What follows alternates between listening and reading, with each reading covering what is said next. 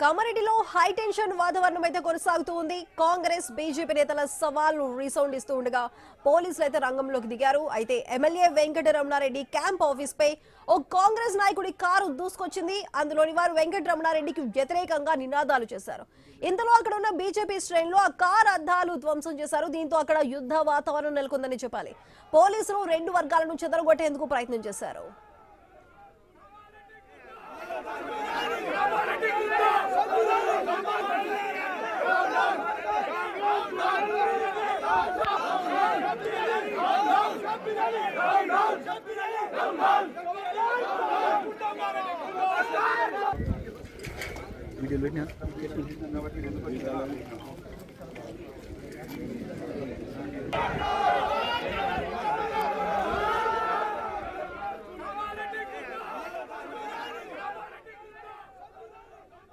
కామారెడ్డిలో ఉద్రిక్త వాతావరణం కొనసాగుతుంది. ఇటు బీజేపీ కాంగ్రెస్ నేతల సవాళ్లు ప్రతి సవాళ్లతో ఉత్కంఠ నెలకొంది.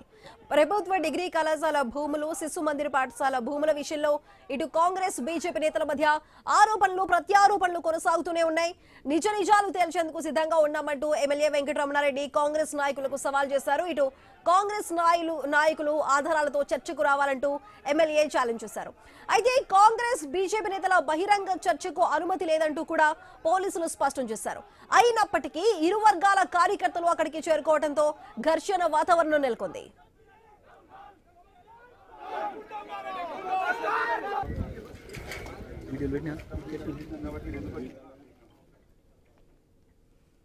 ఇటు కామారెడ్డి డిగ్రీ కాలేజీ భూములకు సంబంధించి తనపై కాంగ్రెస్ నాయకులు చేసిన ఆరోపణలను ఎమ్మెల్యే వెంకటరమణారెడ్డి ఖండించారు. తనపై చేసిన ఆరోపణలను సాక్ష్యాధారాలతో నిరూపించాలన్నారు. ఉదయం 10 గంటలకు శిశు మందిర్ వద్దకు రావాలని, తాను కూడా వస్తారని ఆయన తెలిపారు. తాము కూడా వస్తామంటూ కాంగ్రెస్ నాయకులు అయితే పేర్కొన్నారు. సో మొత్తానికి కామారెడ్డిలో అయితే హై టెన్షన్ వాతావరణం అయితే కొనసాగుతుంది. దీనికి సంబంధించిన అప్డేట్స్ ని మా ప్రతినిధి శ్రీకాంత్ కంటిన్యూ చేస్తారు.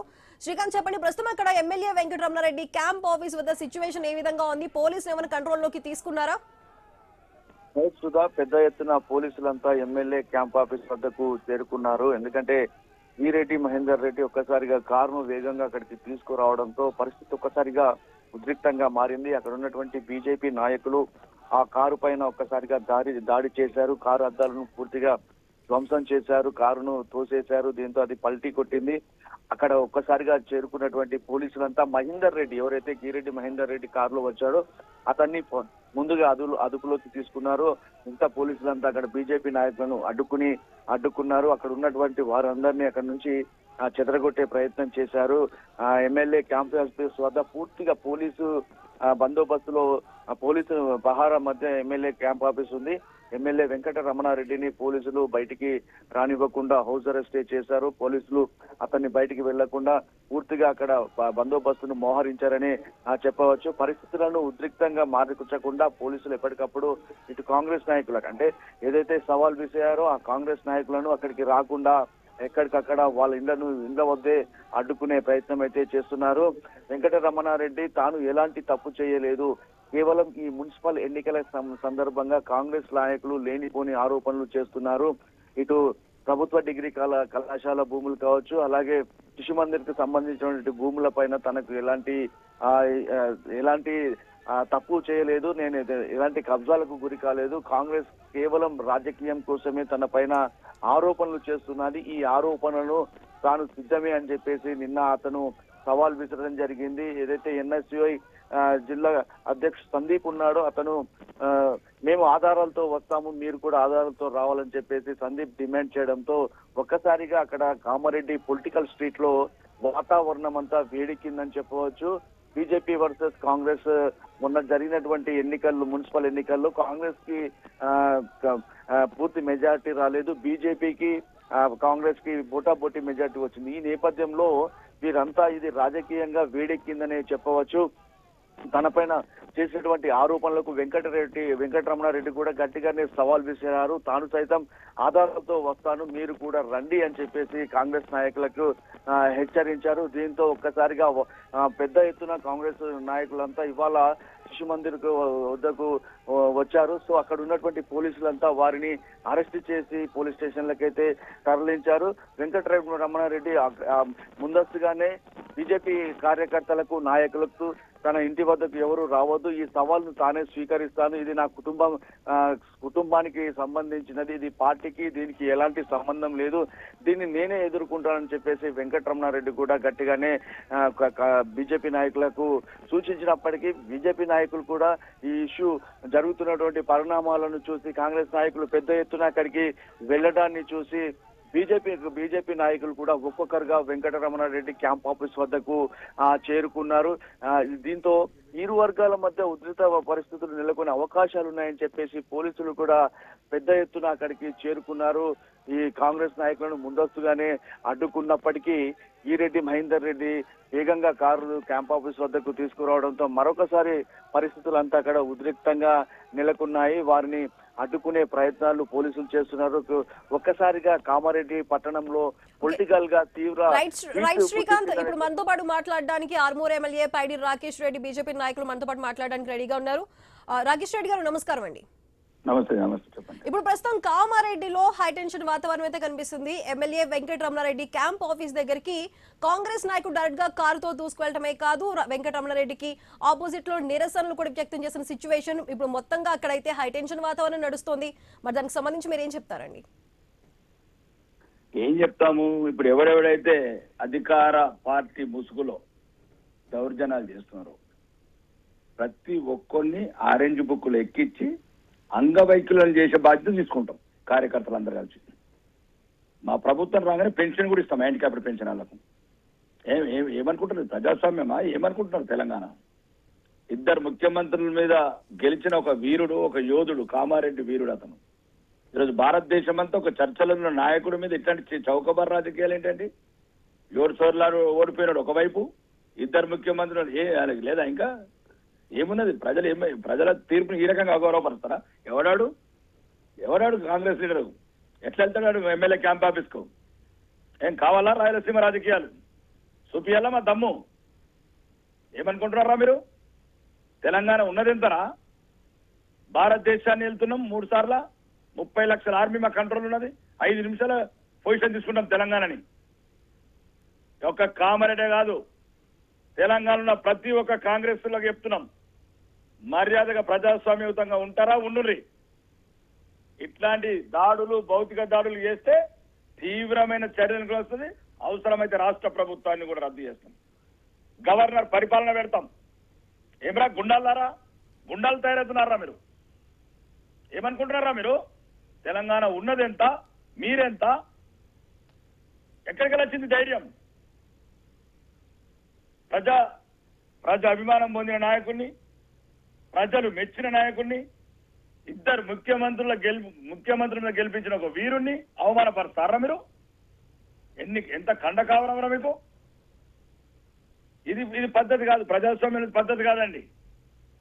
రండి, ఆయుధాలతో కొట్లాడదాం.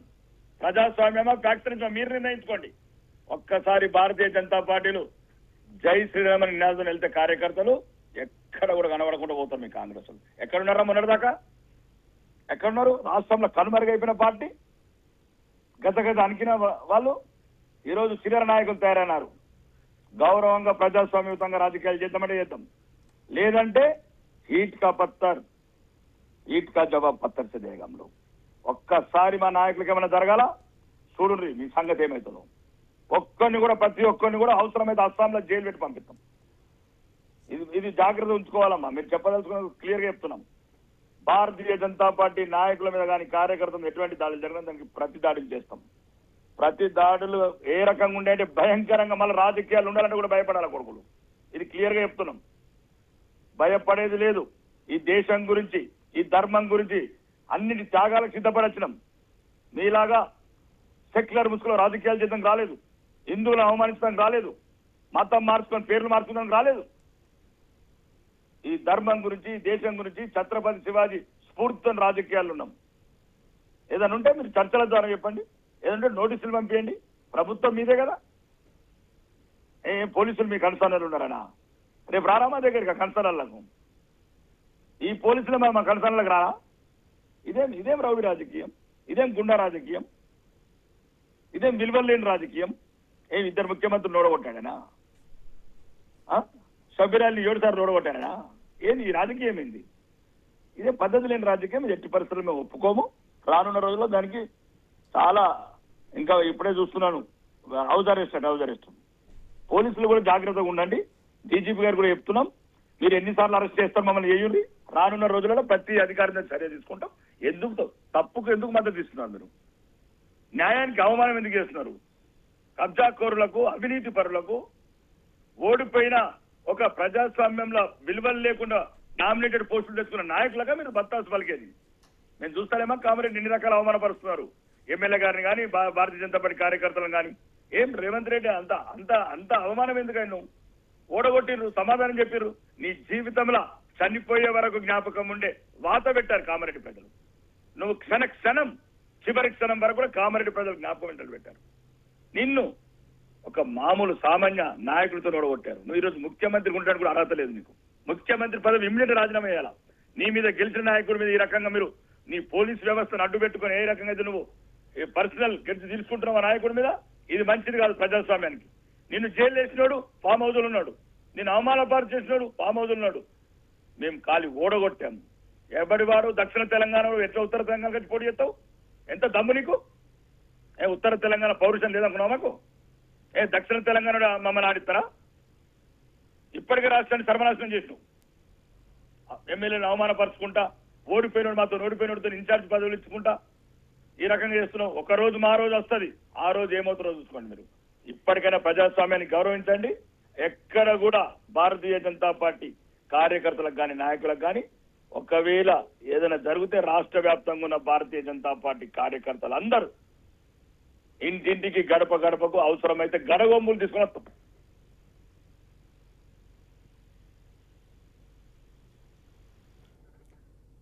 రాకేష్ రెడ్డి గారు, ఇప్పుడు ఇక్కడ ఎమ్మెల్యే క్యాంప్ ఆఫీస్ దగ్గర జరిగిన ఈ దాడికి సంబంధించి బీజేపీ తరపున ఎలా ఖండించబోతున్నారండి? ఖండించడము ప్రతి ఒక్కరిని ఆరెంజ్ బుక్లు ఎంట్రీ చేస్తున్నాం. ఈ రోజు పోలీసు మేము ఉండొచ్చు, ప్రభుత్వం మీద అయినచ్చు, అవినీతి ప్రభుత్వం, అసమర్థ ప్రభుత్వం. మీ భావం ఏంది? మీ ముఖ్యమంత్రిని ఓడగొట్టిండేనా? మీ ముఖ్యమంత్రికి దేశంలో పరువు లేకుండా చేసిండేనా? ఏం చేస్తారు? హౌస్ అరెస్ట్ ఎందుకు చేస్తారు మీరు? అంటే మీ దగ్గర చట్టం ఉందనా? మీ దగ్గర అధికారం ఉందనా? ఈ అధికారం మాకు రేపు రాదా? మీ బతుకులేంటి? ఒక్కడన్నా కనబడతారా రేపు కామారెడ్డిలా? 288 సెక్షన్ పెడతామా కామారెడ్డిలా? ఒక్కొక్కడు ఈ రోజు దాడిలో ఇవ్వడనున్నా కానీ వాడిని తీసుకుపోయి ఎక్కడ అస్సాం జైల్లో పెట్టే బాధ్యత మేము తీసుకుంటాం భారతీయ జనతా పార్టీ. మీరు ప్రజాస్వామ్యయుతంగా ఉద్యమాలు చేస్తే, ప్రజాస్వామ్యయుతంగా మీ ప్రజలకు ఏం చేసినో చెప్పండి. ఏం చేసిరో సమస్యలు చెప్పండి. 4,000 పెన్షన్ ఇచ్చారా? మీ కామారెడ్డిలో స్కూటీలు ఇస్తాను ప్రియాంక గాంధీ ఎడిపోయింది. బీసీలకు 20,000 సప్తాన్ని పెడతామన్నారు కదా కామారెడ్డి, అది అడగండి. ఈ చవకబార్ రాజకీయాలు ఎందుకు? నేను సీనియర్ నాయకుడు 7 సార్లు ఓడిపోయిన సభ్యురాలని అడుగుతున్నా, ఏం చేశాడు చెప్పండి. ఏం చేస్తే 7 సార్లు ఎందుకు ఓడగొట్టిరు కామారెడ్డిలో?